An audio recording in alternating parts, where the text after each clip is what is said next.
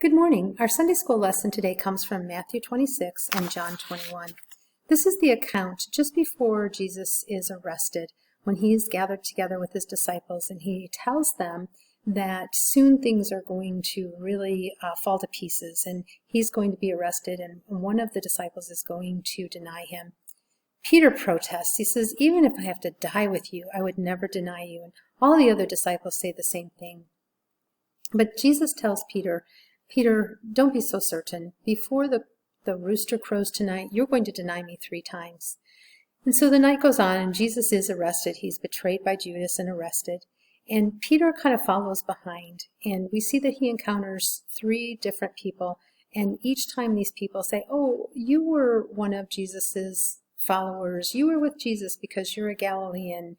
You must be one of his disciples." And each time Peter denies it, and he denies more adamantly each time that he was a follower of Jesus. And the very last time, he's very strong in his denial. And then he hears the rooster crow, and he realizes that what Jesus had told him had indeed happened. He did deny him 3 times. And he's very distraught about this. The scriptures tell us that he goes out and he weeps because he's so sad about his denial.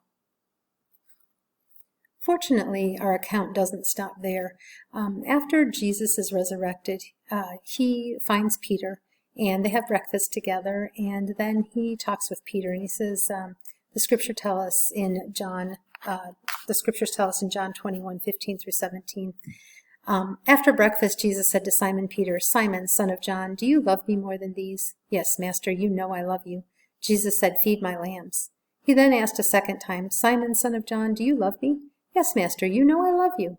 Jesus said, "Shepherd my sheep." Then he said it a 3rd time, "Simon, son of John, do you love me?" Peter was upset that he asked him for the 3rd time, "Do you love me?" So he answered, "Master, you know everything there is to know. You've got to know that I love you."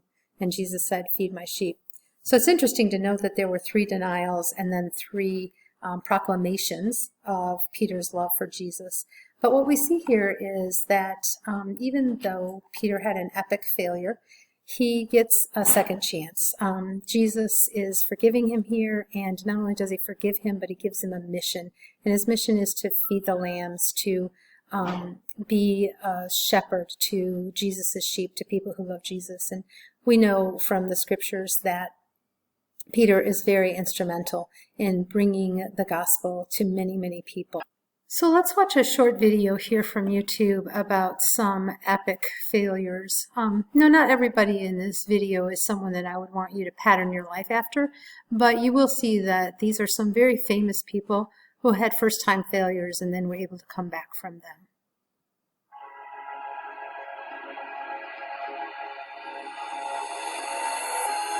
After being cut from his high school basketball team, he went home, locked himself in his room, and cried.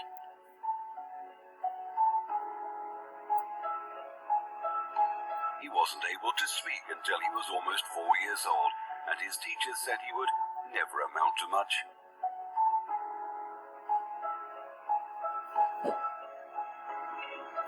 Was demoted from her job as a news anchor because she wasn't fit for television.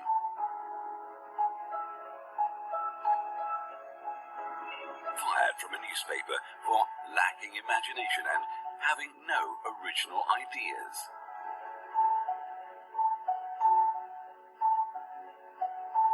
At age 11, he was cut from his team after being diagnosed with a growth hormone deficiency, which made him smaller in stature than most kids his age.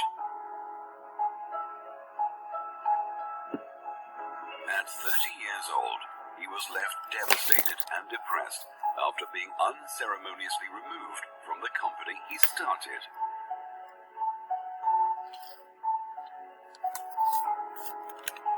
A high school dropout whose personal struggles with drugs and poverty culminated in an unsuccessful suicide attempt.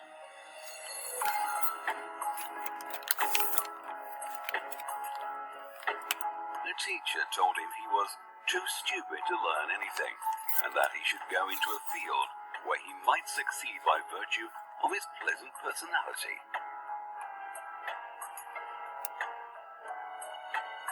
rejected by Decca Recording Studios, who said, "We don't like their sound. They have no future in show business."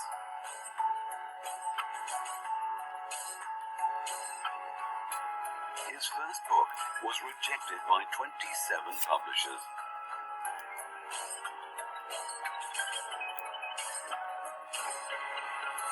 His fiancée died, failed in business, had a nervous breakdown, and was defeated in 8 elections.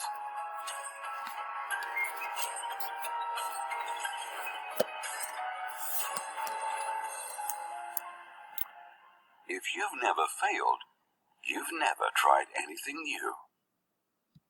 So you can see that Peter isn't the only one who had epic failures, but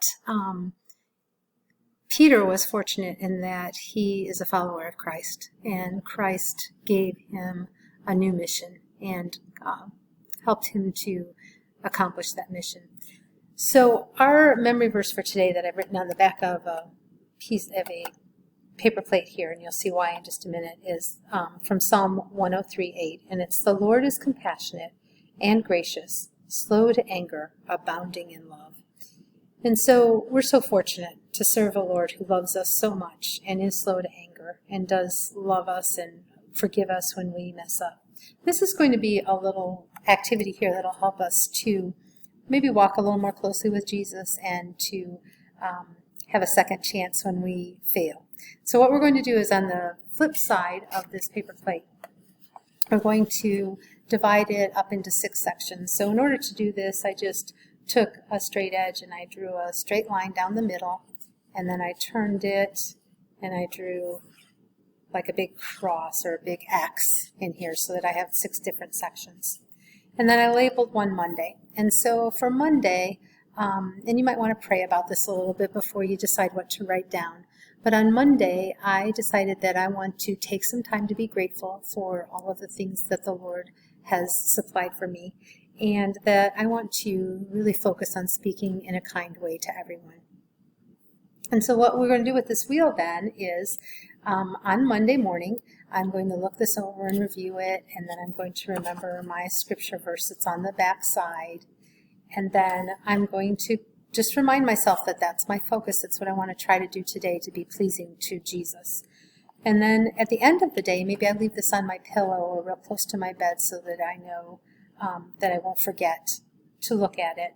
And at the end of the day, I'm going to look at it and I'm going to think to myself, did I take some time to be grateful to God today? Did I take a minute and thank Him for some of the things that He's given me, like the food and a nice house and warm clothes and, time to play outside, whatever it was that I was able to be grateful for that day. And was I kind to everybody? Did I speak kindly to everybody?